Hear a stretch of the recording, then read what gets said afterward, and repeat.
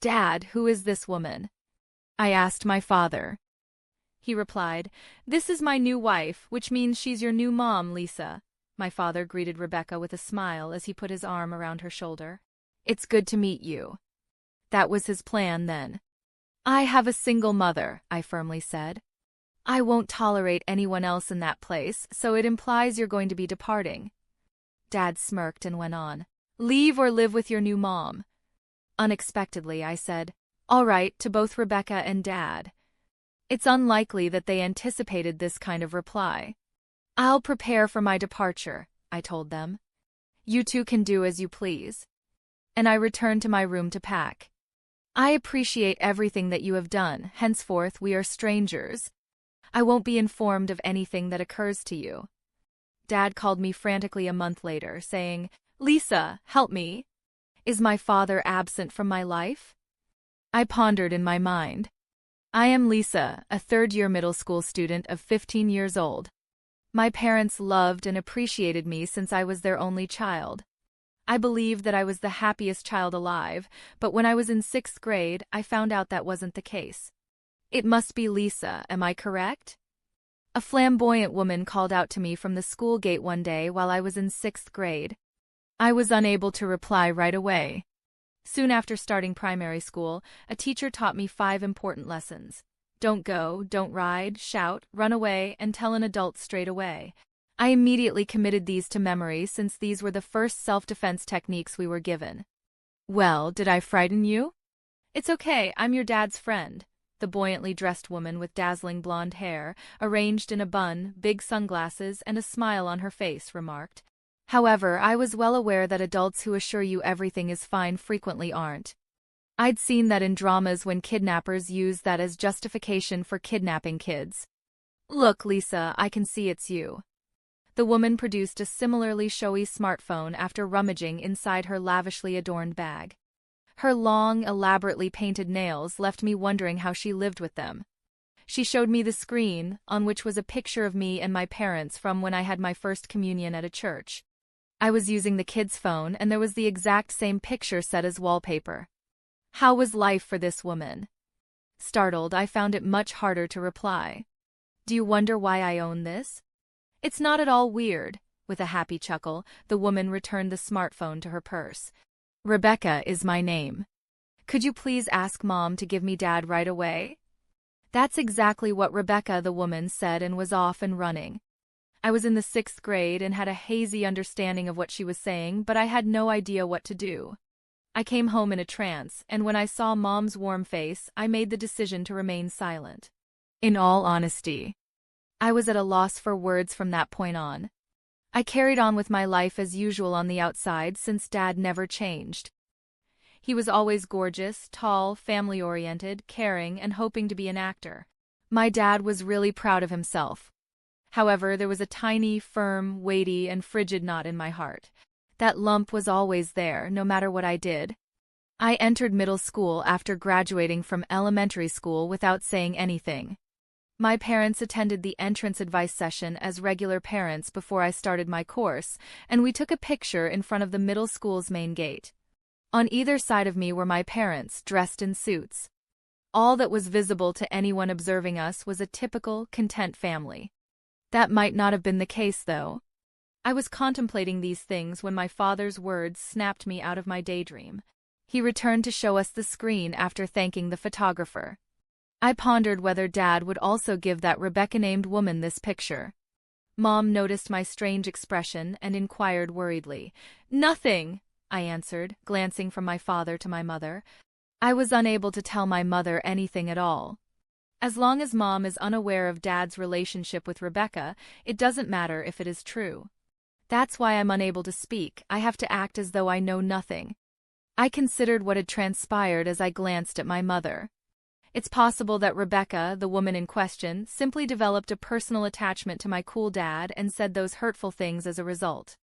It's possible that she happened to stumble into the picture and revealed it to me as a joke or to make fun of me. I hadn't ruled out that scenario. Actually, I kind of hoped that was the case. I said nothing, and time went by. My mother fell ill not long after I started middle school. Her life would soon come to an end due to the seriousness of the diagnosis. That must be a lie, I inquired. Mom herself told me the truth. It's not a lie, she smiled and continued. Mom won't be able to remain with Lisa for much longer. I want to tell you something because of this. Lisa, what is it? I believe you'll face difficulties after I leave. I'll do everything in my power to ensure you can support yourself, Mom stated emphatically, so you can live on your own. This is code for not living with Dad or the two of us. Perhaps Mom is aware, I reasoned. Still, I was unable to inquire. Mom also appeared to assume that I knew, even though I kept it to myself. That was the sensation. I want you to think that I did it for you, even though there may be things you detest when that time comes. Yes, I do comprehend, I replied. Mom excitedly exclaimed, "Thank you," and gave me a tight embrace. Mom stopped talking after that, and neither did I.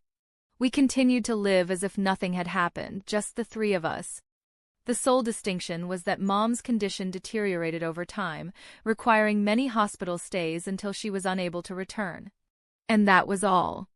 Dad was there for Mom in the hospital. Whenever she became weaker, Dad would come over directly from work.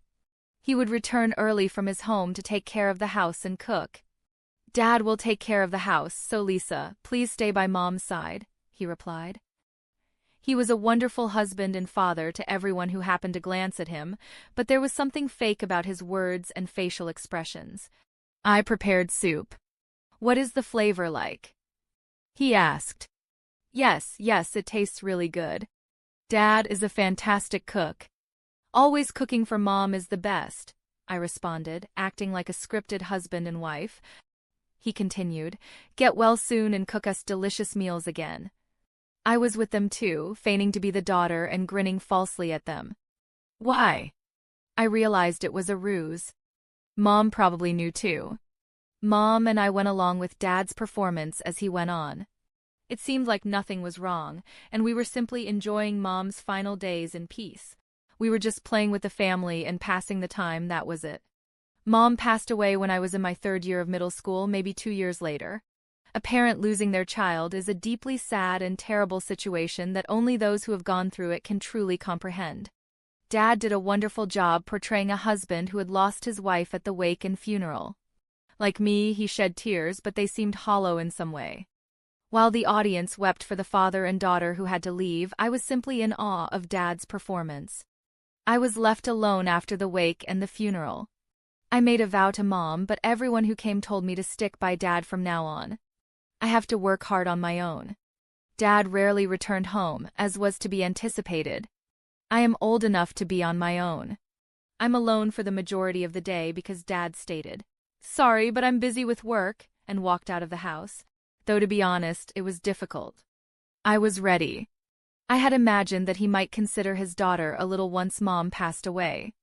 I truly needed someone to support me, but such thinking is pointless. You are both an adult and a child at 15.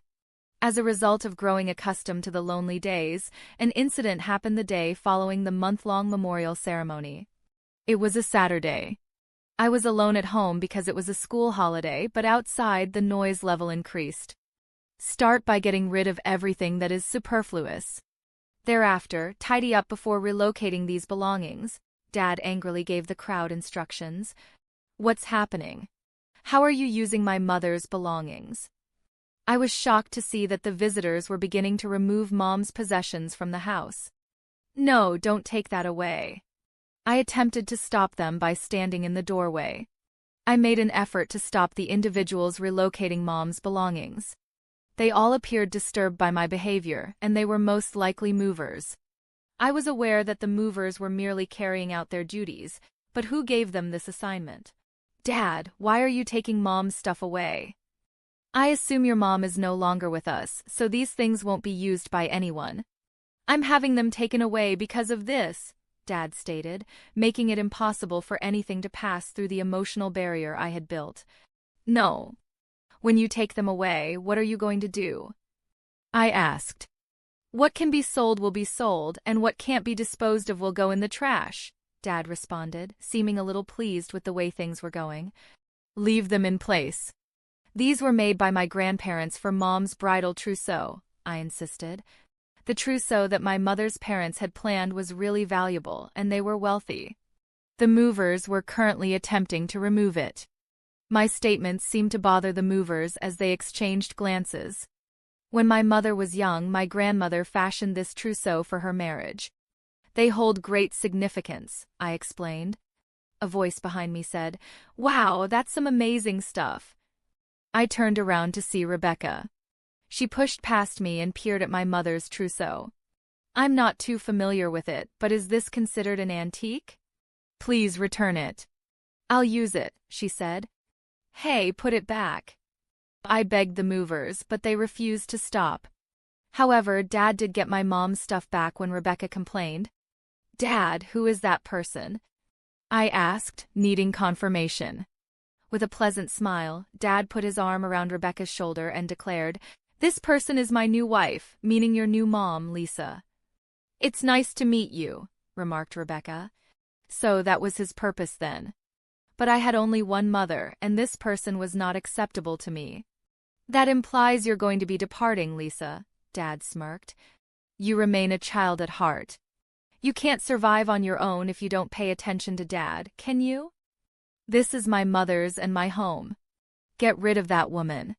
"Telling me to go is really cruel," I retorted. Rebecca did nothing except observe. "I don't want this woman inside my house. Observe what she's expressing." "What are we going to do, my love?"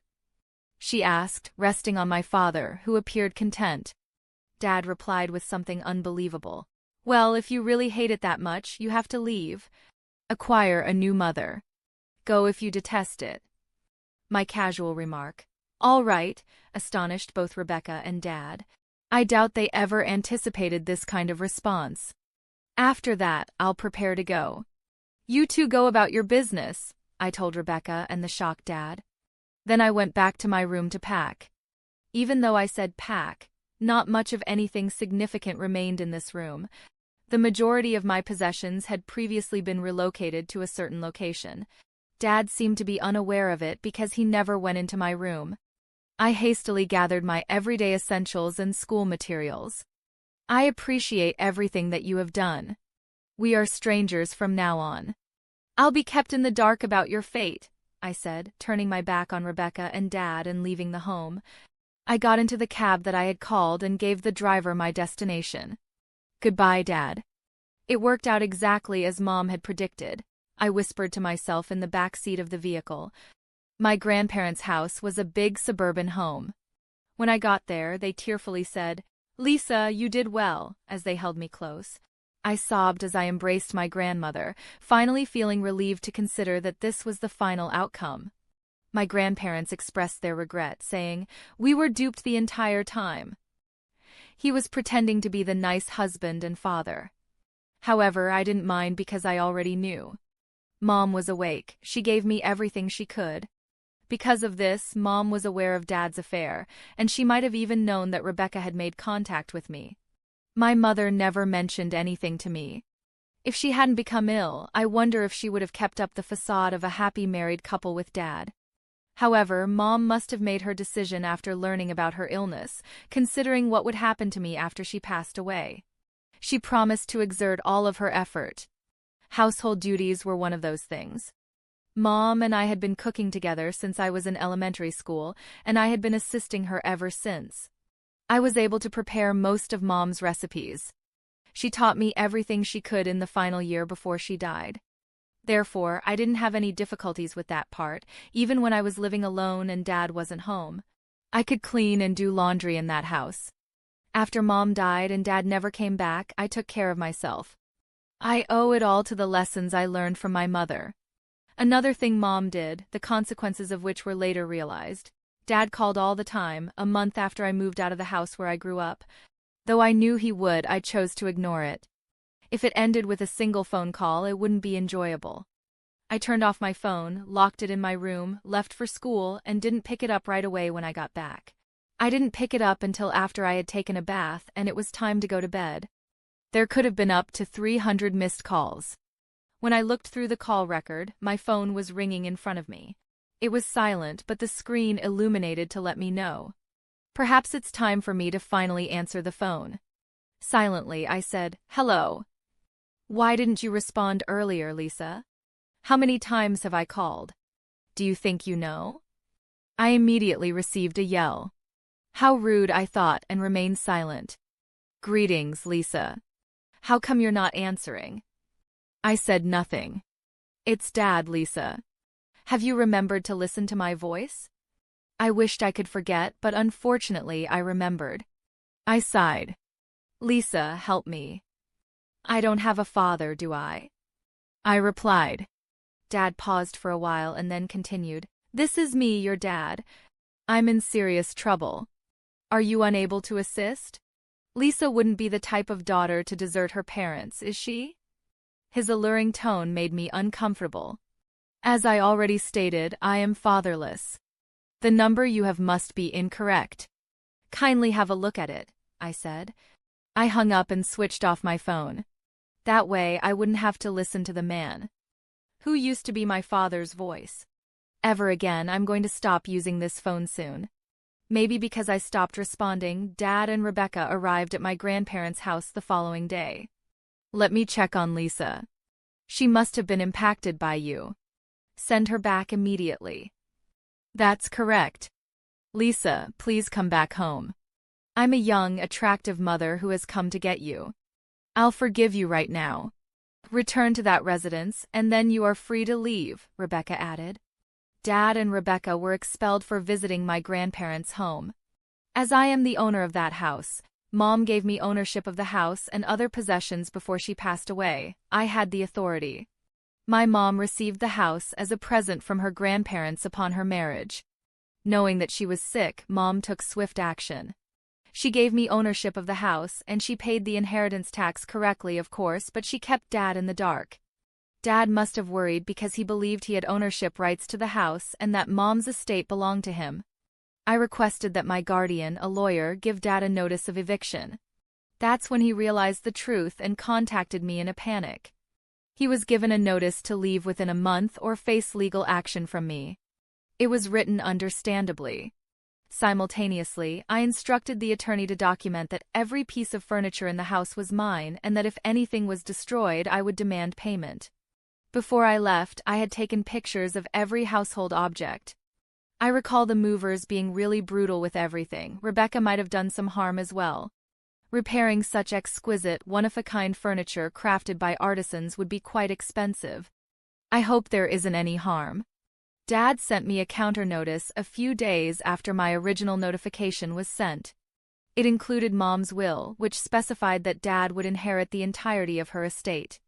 It looked like something Mom had written before. It required that my grandparents immediately transfer all of Mom's estate to Dad under the terms of the will. It demanded my immediate return and accused my grandparents of betraying their priceless granddaughter and ruining the father-daughter bond.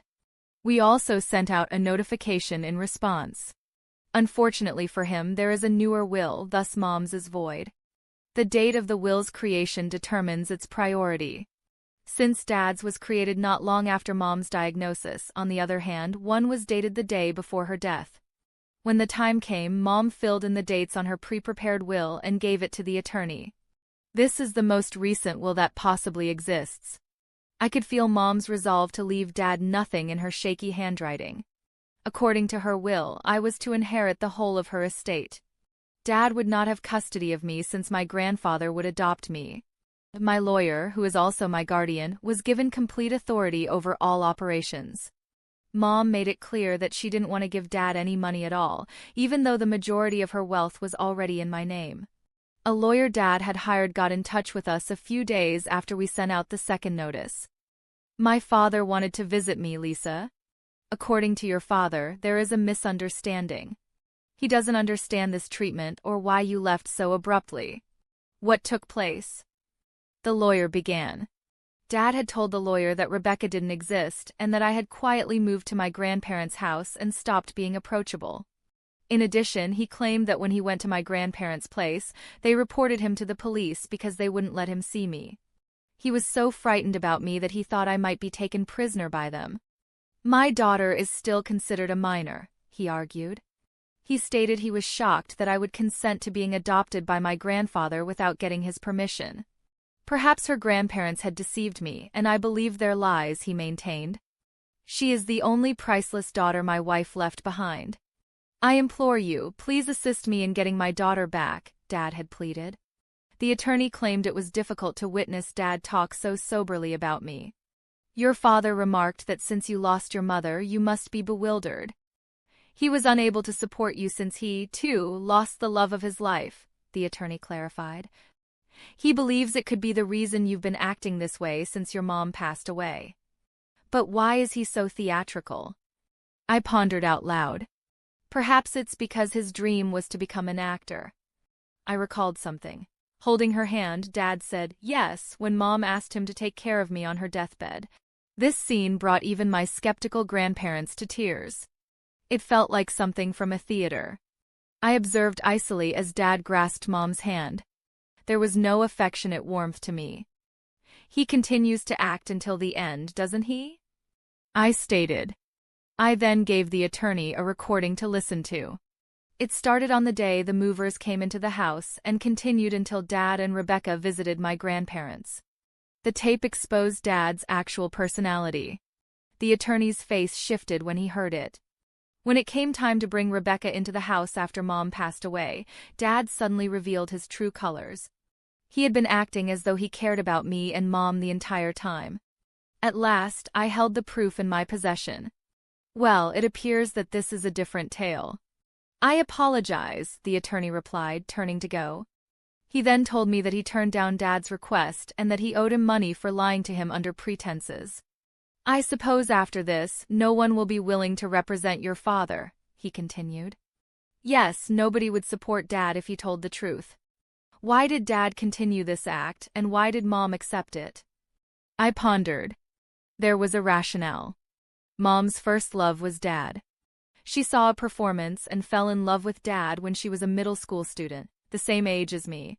Dad wanted to be an actor and was involved in a small theatrical group at the time. They started dating once Mom began to support him.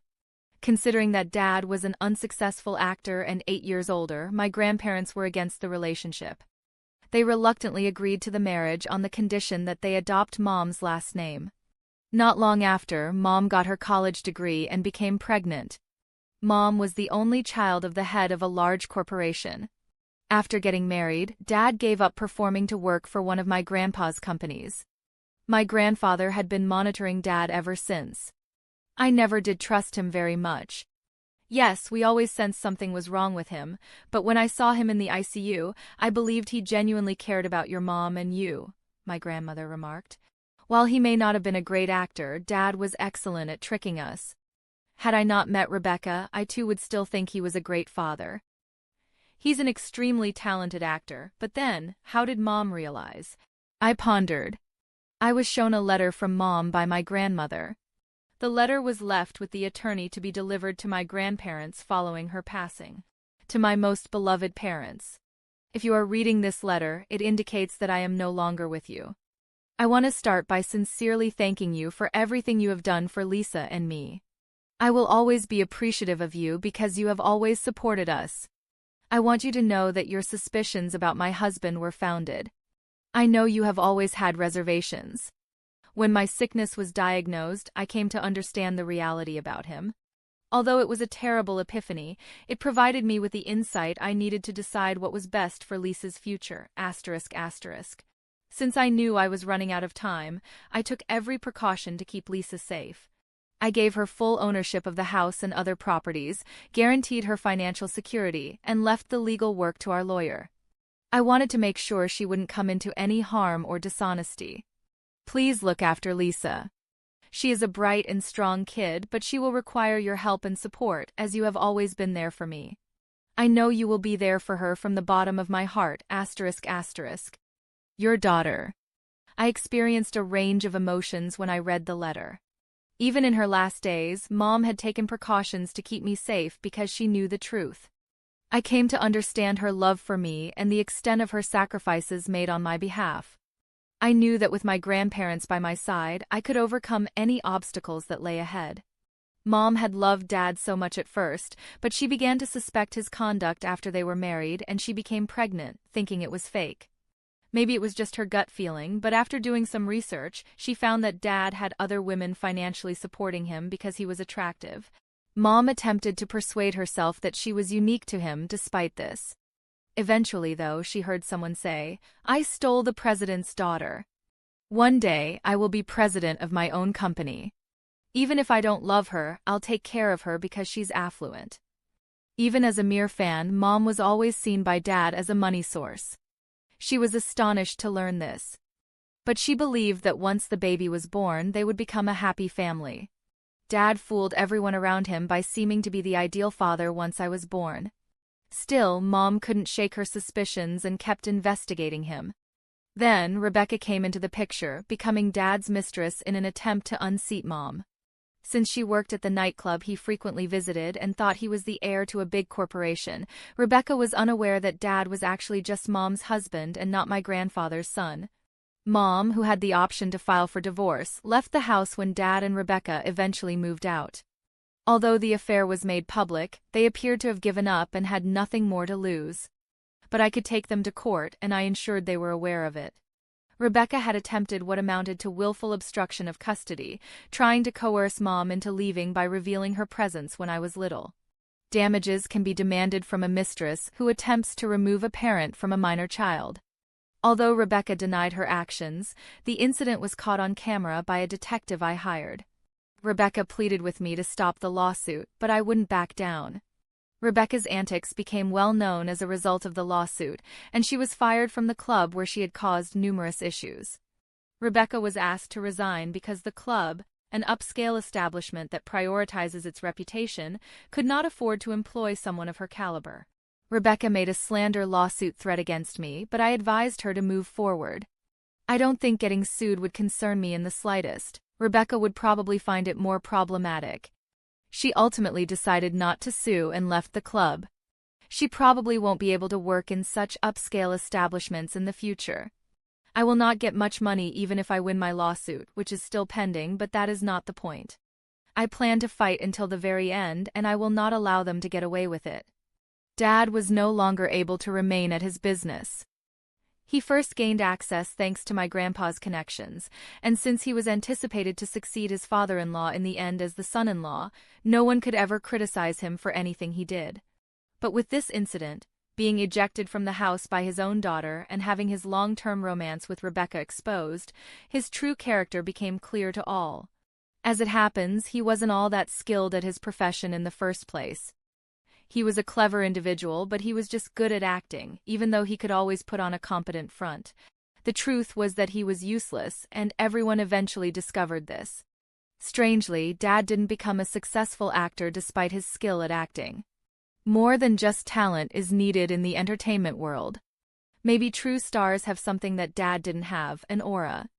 Anyway, everyone around him finally let out all their long-stowed complaints as they saw his actual personality. He was shunned not only by his peers but also by his clientele, who now treated him with contempt. His former admirers among the female staff now regarded him with disdain. After attempting to maintain a low profile for a while, he left the company because the circumstances became too intolerable.